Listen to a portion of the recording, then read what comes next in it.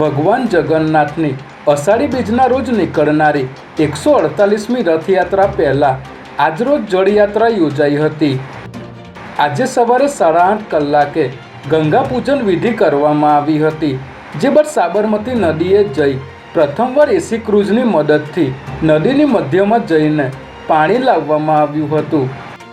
વાજતે ગાજતે હાથી, band બાજાના ધજા પતાકા સાથે ભવ્ય જળયાત્રા નીકળી નદીમાંથી જળ લઈને પરત ફરી હતી, જે બાદ સાધુ સંતો, યજમાન તેમજ પૂર્વ નાયબ મુખ્યમંત્રી સહિત અનેક ભક્તો દ્વારા ભગવાનનો ભવ્ય જળાભિષેક કરાયો હતો।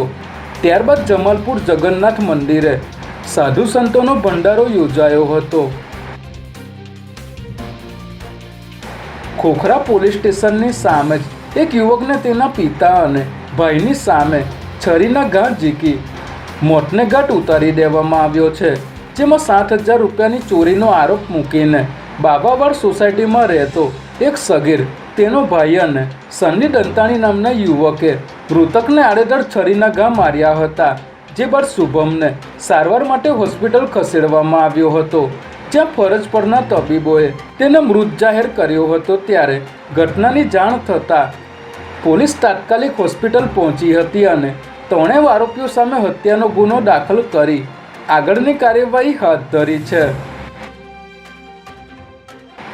અમદાવાદ શહેરના તમામ પોસ્ટ વિસ્તારના યુવાનોને ડ્રગ્સના રવાડે ચડાવવા માટે ખાસ ગેંગ સક્રિય બની છે, ત્યારે સ્ટેટ મોનિટરિંગ સેલની ટીમે દરિયાપુરની લાખોટા પોળમાંથી ₹5.55 લાખના એમડી ડ્રગ્સ સાથે પેડલરને ઝડપી લીધો છે, જેમાં પોલીસે બાતમીના આધારે લાખોટા પોળના એક મકાનમાં દરોડો પાડી 5.55 લાખ રૂપિયાના એમડી ડ્રગ્સ સાથે મુસ્તાક હુસેન શેખને ઝડપી લીધો હતો, જ્યારે તે આ ડ્રગ્સ